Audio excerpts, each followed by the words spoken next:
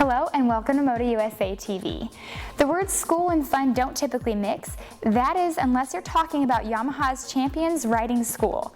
In the latest issue of MotoUSA magazine, road test editor Adam Waheed finally discovered his favorite subject matter while lapping around Utah's fabulous Miller Motorsports Park at the helm of Yamaha's R6 and FC1 street bikes.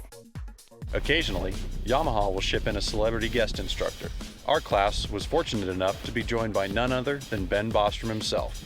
The road bike that's the main trainer for, I think, any of us road racers.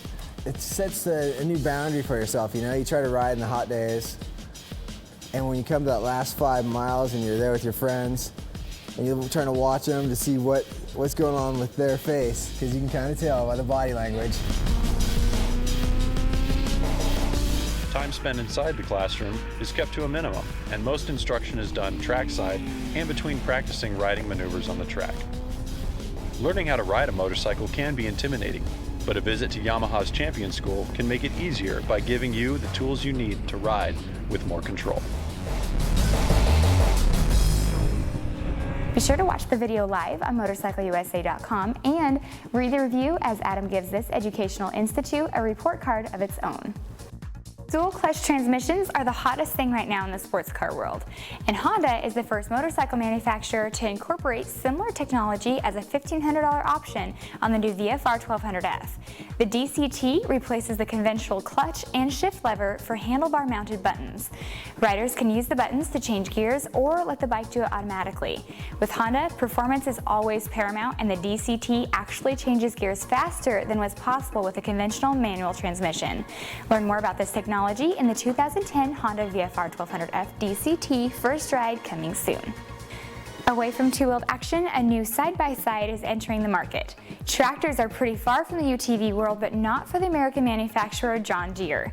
The well-known agricultural giant has developed a sport-oriented side-by-side that's equally at home on the trails as it is on the farm. The Gator XUV 825i uses a 3-cylinder engine from the Asian mini car to reach speeds up to 44 miles per hour. With suspension and brakes to handle sporty driving, John Deere hasn't forgotten its roots. The new Gator boasts a work-friendly cargo box that hauls 1,000 pounds, tows 1,500, and has a total payload of 1,400 pounds. That is a lot of potential work. Our contributors sampled the XUV and a couple other new Gators, including prototypes at the recent press launch. Read his full report in our ATV section. Women's motocross is gaining popularity, and one way to judge the sport's success is by the level of sponsorship support. Sarah Price is one of a few lucky women to land a factory job alongside the professional men. Price signed on to carry the banner for Kawasaki and has been chasing podiums in 2010. We caught up with her for an interview and spent an entire day following her around Freestone National. So watch for a more in-depth look at one of the newest female superstars. Now that it's summertime, the biker rally season is in full swing. The latest was one of the biggest, so we sent Brian Harley to New Hampshire to experience Laconia. Motorcycle USA spent the first part of the week hanging out at Weir's Beach, checking out the crowds, vendors, and thousands of motorcycles cruising the strip. The Laconia Roadhouse held a biker build-off throughout the week where SCS Cycles topped 6 custom shops for a $5,000 cash prize. Several custom bike shows took place during the week, including one sponsored by the City of Laconia and a Harley-Davidson ride-in show. The Broken Spoke Saloon was once again party central, with live bands rocking the stage all week long. We wrapped up the week by going on an incredible ride through the scenic White Mountains on a Dorico Speedster. We're already looking forward to Laconia Bike Week in 2011. The one thing Laconia didn't have was racing, but there's plenty going on elsewhere.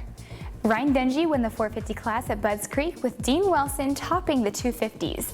AMA Pro Motocross moves to Colorado this weekend for the National at Thunder Valley. The MotoUSA Women's Motocross Championship heads to the high altitude of Colorado as well for round 3, where Jessica Patterson looks to extend her championship lead. This weekend is one of the biggest Grand National cross-country races of the year, as MotorcycleUSA.com title sponsors the Snowshoe GNCC in West Virginia. $50,000 are on the line as racers battle around the beautiful ski resort in a unique and challenging event. Henry Wiles won his second flat track singles event in a row with a victory at Gas City last weekend. This week, it's the half mile at Lima, Ohio's notorious pea gravel circuit. In road racing, Jorge Lorenzo upped his winning streak to 2 with a victory at the British GP. The race, held this year at the Silverstone Circuit, also saw American Ben Spies take his first ever Grand Prix podium with a third-place finish. Lorenzo now holds a decisive 37-point advantage in the championship. The GP boys will be back in action this weekend at Assen for the Dutch GP, which runs on Saturday instead of Sunday. Also racing this weekend, the World Superbike paddock rolls into Misano for round 8 of the 2010 season. So set your homepage to MotorcycleUSA.com for all the updates throughout the weekend. We'll bring you all the racing results and new features to get you through the week. We'll see you next time. Women's motocross is gaining popularity, and one way to judge the sport's success is by the level of sponsorship support. Support. That's not what your mother said last night, Trebek.